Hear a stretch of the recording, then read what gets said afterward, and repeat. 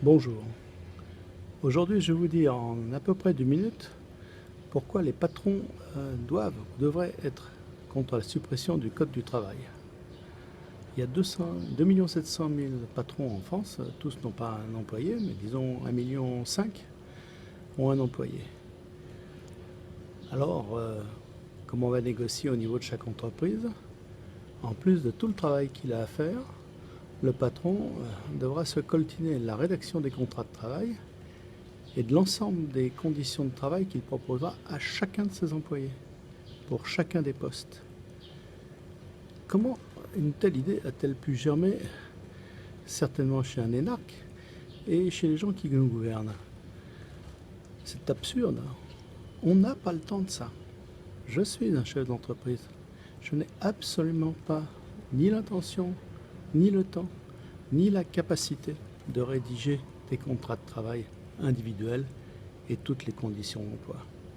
Tout ça, c'est le domaine de la loi et du code, des branches professionnelles. Et nous appliquons. Notre travail consiste à faire fonctionner l'entreprise, pas à nous transformer en avocats. Et c'est ce qui va se passer.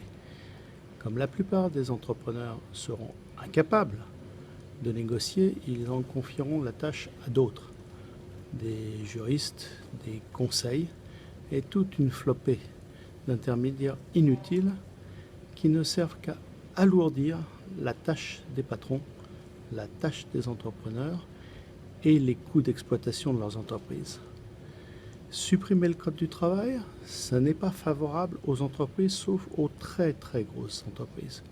Supprimer le code du travail, c'est rajouter du travail aux patrons et bien plus. Écoutez-moi, les mettre dans un risque juridique immense.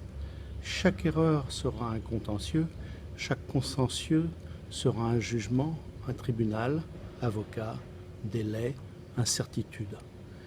La suppression du code du travail et le transfert de la négociation des conditions de travail au niveau de l'entreprise, c'est la plus mauvaise nouvelle possible pour tous les petits entrepreneurs, toutes les moyennes entreprises de notre pays.